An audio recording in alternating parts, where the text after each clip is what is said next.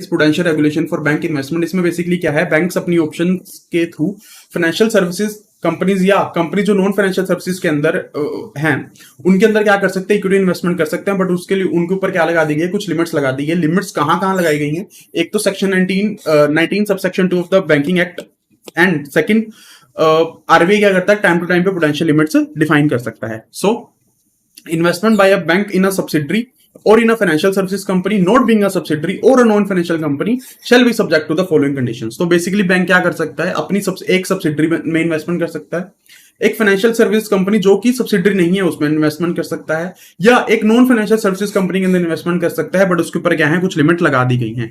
सो सबसे पहली लिमिट क्या है, equity investment by a bank in a subsidiary company और a financial services company not being a subsidiary individually shall not exceed 10% of the bank's paid up share capital and reserve as per the last audited balance sheet or subsequent balance sheet whichever is lower।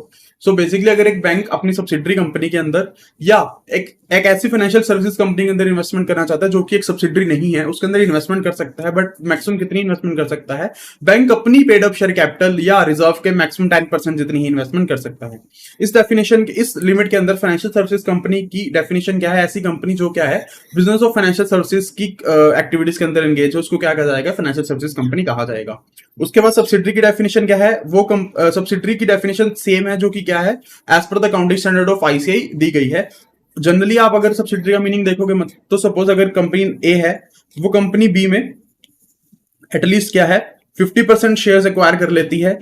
It can be shares, ठीक है, it can be voting power, ठीक है। तो अगर आप more than 50% acquire कर लेते हो तो क्या कहा जाएगा, कंपनी बी है वो एक ही क्या है, सब्सिडरी बन गई है, ठीक है। उसके बाद अगर एक बैंक फैक्टरिंग सब्सिडरी या फैक्टरिंग कंपनीज में इन्वेस्टमेंट करना चाहता है, इक्विटी इन्वेस्टमेंट करना चाहता है, तो टोटल इक्विटी इन्वेस्टमेंट बैंक की paid up capital and reserve के 10% से ज्यादा नहीं हो सकती है। उसके अलावा अगर एक बैंक है वो इन्वेस्टमेंट करना चाहता है in the infrastructure debt fund जो कि एज एनबीएफसी सेटअप करा गया है, जिसको हम आईडीएफ एनबीएफसी कहते हैं, तो आप उसकी 49% से ज्यादा की इक्विटी कंट्रीब्यूट नहीं कर सकते हो, ठीक है। उसके बाद अगर एक बैंक आईडीएफ एनबीएफसी का स्पॉन्सर बनना चाहता है तो उसको क्या करना पड़ेगा, एटलीस्ट उसकी 30% कैपिटल कंट्रीब्यूट करनी पड़ेगी। It means a bank which is not contributing at least 30% of equity in the infrastructure debt fund can not be its sponsor, ठीक है। उसके बाद कोई भी बैंक किसी भी एनबीएफसी के अंदर जो कि क्या है एक डिपॉजिट टेकिंग एनबीएफसी है उसके 10% से ज्यादा, उसके अंदर 10% से ज्यादा की इक्विटी होल्ड नहीं कर सकता है।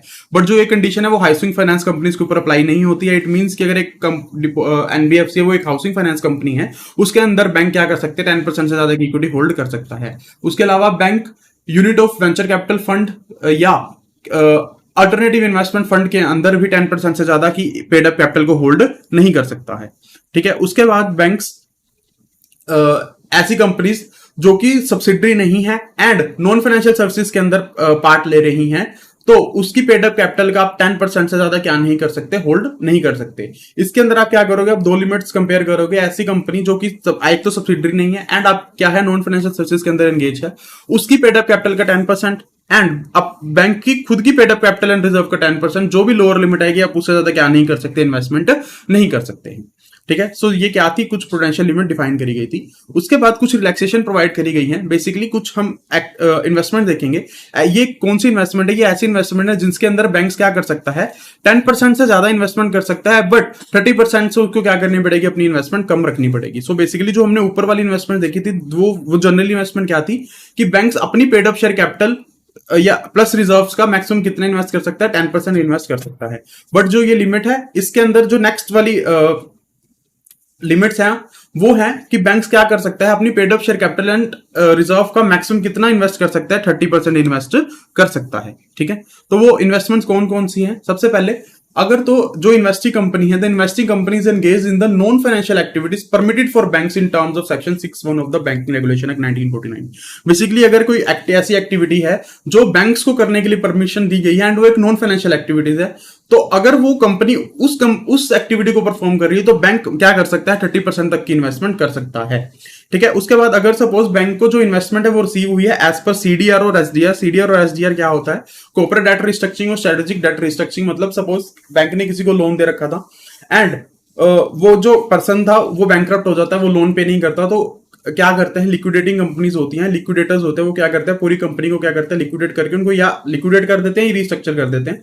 रिस्ट्रक्चरिंग में बेसिकली क्या होता है, लोन के बदले बैंक जो भी क्राइटर्स होते हैं या जो भी लेंडर्स होते हैं उनको क्या कर दिया जाता है, शेयर्स प्रोवाइड कर दिए जाते हैं। तो उस केस में अगर बैंक्स को सीडीआर और एसडीआर के अंदर कुछ शेयर्स एक्वायर हुए हैं तो बेसिकली क्या होगा, उनके जो लोन्स थे अब वो क्या होगा, इन्वेस्टमेंट के अंदर कवर हो गए, इन्वेस्टमेंट इन शेयर्स। तो उस केस के अंदर हो सकता है जो उनकी लिमिट है वो 10% से क्या हो जाए, एक्सीड हो जाए। तो उस केस में वो 10% से जो एक्सीड वाली प्रोविजन है वो अलाउ करी गई है। बट उस केस के अंदर बैंक्स को क्या करना है, एक प्लान बनाना है कि किस तरीके से शेयर्स को क्या करा जाएगा, डिस्पोज करा जाएगा, ताकि वो वापस क्या कर सके, अपनी जो 10% वाली लिमिट है उसके अंदर ही वापस आ सके। ठीक है, उसके बाद aggregate equity investment made in all subsidiaries and other entities engaged in financial services and non-financial services including overseas investment shall not exceed 20% of the bank's paid up share capital and reserve। मतलब total आप जितनी भी subsidiaries होंगी, financial हो, non financial services वाली हो या overseas के अंदर इन्वेस्टमेंट कर रही हो, उनके ऊपर जो कैपिंग है वो कितनी है, बैंक की paid up share capital and reserve का 20%, कि वो 20% से ज्यादा नहीं होनी चाहिए।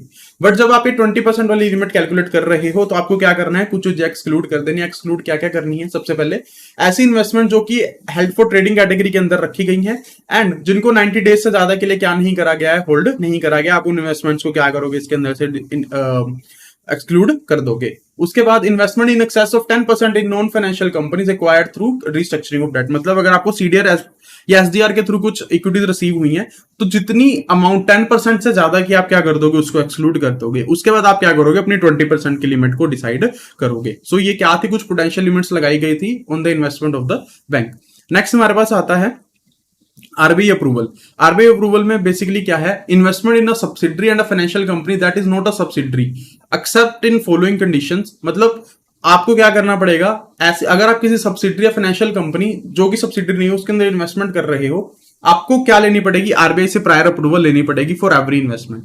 बट कुछ कंडीशंस अगर आप उन कंडीशन को सेटिस्फाई कर देते हो तो आपको आरबीआई से अप्रूवल लेने की जरूरत नहीं है। तो वो कंडीशंस क्या क्या है, सबसे पहले जो कंपनी है वो क्या है, फाइनेंशियल सर्विसेज के अंदर एंगेज्ड है। कि बेसिकली अगर एक कंपनी क्या है, फाइनेंशियल सर्विसेज के अंदर एंगेज है तो आपको क्या नहीं लेनी पड़ेगी, आरबीआई से प्रायर अप्रूवल नहीं लेनी पड़ेगी। उसके बाद अगर बैंक का जो सीआर है, कैपिटल रिस्क एडिक्वेट रेशो, वो पिछले साल में क्या थी, 10% थी एंड बैंक ने पिछले साल में क्या करा है, नेट प्रॉफिट करा है, तो भी आपको क्या है, आरबीआई से अप्रूवल लेने की जरूरत नहीं है। ठीक है, उसके बाद जो बैंक की शेयर होल्डिंग है, जो भी इन्वेस्टिंग कंपनी है, मतलब जिसमें बैंक इन्वेस्ट कर रहा है, अगर उसमें इन्वेस्टमेंट कर देता है तो उसकी 10% से ज्यादा की होल्डिंग बैंक के पास नहीं होगी। तो उस केस में भी क्या कर सकते हो, आप without the permission of RBI investment कर सकते हो। ठीक है, उसके बाद aggregate shareholding of the banks along with shareholding if any of the subsidiaries or joint ventures or other entities less than 20% of the investing company paid up capital। So basically जब investing company की बात आएगी उसके अंदर हमने क्या करा है, दो लिमिट्स लगाई हैं। दो लिमिट्स क्या क्या है इसके अंदर, सबसे पहले तो क्या है,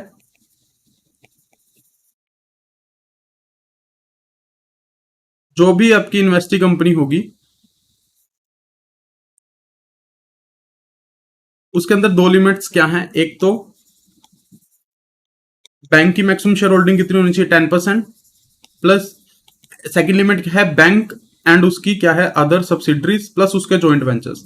इन तीनों की इनकी सबकी मिला के शेयर होल्डिंग मैक्सिमम कितनी होनी चाहिए, 20%। अगर ये दोनों कंडीशन सेटिस्फाइड है तो आपको आरबीआई से अप्रूवल लेने की जरूरत नहीं आने वाली है। ठीक है, उसके बाद investment in non banking services companies in excess of 10% of such investors companies paid up share capital. उस केस में भी आपको क्या नहीं लेनी पड़ेगी, आरबीआई से अप्रूवल लेनी नहीं पड़ेगी। ठीक है, उसके बाद सॉरी उसके अंदर उसके लिए भी आपको क्या लेनी पड़ेगी, आरबीआई से अप्रूवल लेनी पड़ेगी। बेसिकली अगर आप as non financial service company के अंदर इन्वेस्टमेंट कर रहे हो जिसकी इन्वेस्टमेंट आप उस कंपनी की पेड अप शेयर कैपिटल से 10% से ज्यादा करने वाले हो। मतलब सपोज अगर एक ऐसी कंपनी है जो नॉन फाइनेंशियल सर्विसेज कंपनी है एंड उसकी पेड अप शेयर कैपिटल है 100 करोड़ की एंड अगर बैंक इन्वेस्टमेंट करके उसके अंदर 11 करोड़ एक्वायर कर रहा है तो आपको क्या लेनी पड़ेगी, आरबीआई से अप्रूवल लेनी पड़ेगी। सो बेसिकली हमने आरबीआई अप्रूवल को दो कैटेगरीज में बांटा, एक कैटेगरी सब्सिडरी या फाइनेंशियल सर्विसेज कंपनीज जो कि सब्सिडरी नहीं है, second non financial services company. तो सब्सिडरी और फाइनेंशियल सर्विसेज कंपनी के लिए हमने 4 कंडीशंस पढ़ी कि उन केस में आपको आरबीआई की अप्रूवल की जरूरत नहीं है। उसके अलावा सेकंड कैटेगरी हमने बांटी non financial services company. Non financial services company के केस में आपको परमिशन लेनी ही पड़ेगी, बट अगर आप उनकी पेड अप शेयर कैपिटल का 10% से कम एक्वायर करो तो आपको प्रायर अप्रूवल लेने की जरूरत नहीं है। ठीक है, नेक्स्ट हमारे पास प्रोविजंस आते हैं that are regarding the relationship of subsidiaries. Relationship of the subsidiary में मतलब बैंक और उसकी सब्सिडरी में जो भी ट्रांजैक्शंस होंगी उन ट्रांजैक्शन के बारे में क्या कुछ गाइडलाइंस दी गई हैं, हम उनको देखने वाले हैं।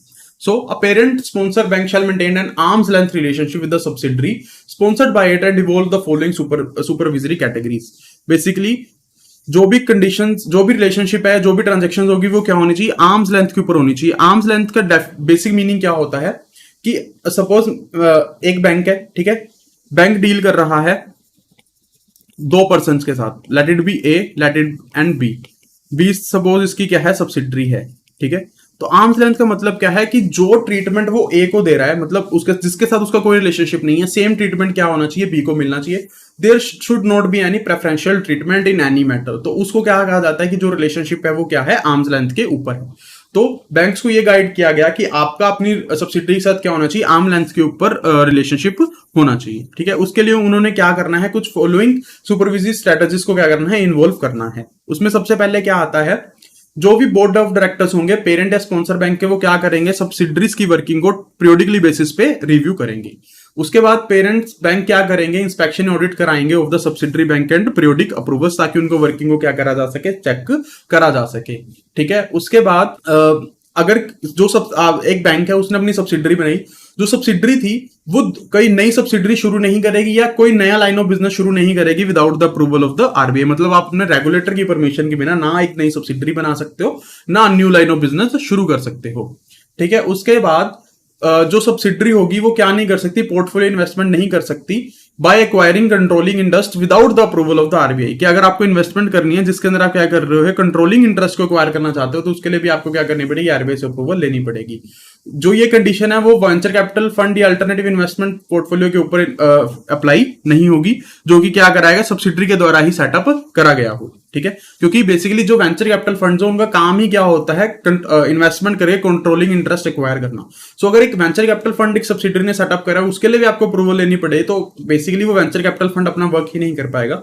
तो ये कंडीशन क्या है, वेंचर कैपिटल फंड्स के ऊपर अप्लाई नहीं होती है, ठीक है। उसके बाद subsidiary shall not have any online access to customers account maintained by the bank. Basically कि बैंक और सब्सिडरी है उनके बीच में आपस में डाटा शेयर नहीं होना चाहिए अबाउट द बैंक्स कस्टमर। जो भी इंफॉर्मेशन बैंक्स और सब्सिडरी के अंदर शेयर होगी वो क्या होगी, आर्म लेंथ रिलेशनशिप के ऊपर शेयर होगी। मतलब उसको ऐसे ट्रीट करा जाएगा उस कंपनी को कि ये क्या है, हमारी सब्सिडरी नहीं है, एंड सारी ट्रांजेक्शन उसके अकॉर्डिंग आप क्या करोगे, वर्कआउट करोगे, ठीक है। उसके बाद बैंक्स अपनी सब्सिडरी को without the approval of RBI क्या नहीं कर सकते, अनसिक्योर्ड एडवांसेस नहीं प्रोवाइड कर सकते, ठीक है। उसके बाद जो भी ट्रांजेक्शन होंगी वो क्या होनी चाहिए, आर्म लेंथ के ऊपर होनी चाहिए। कोई भी प्रेफरेंशियल ट्रीटमेंट आपको क्या नहीं करना है, अपनी सब्सिडरी को प्रोवाइड नहीं करना है।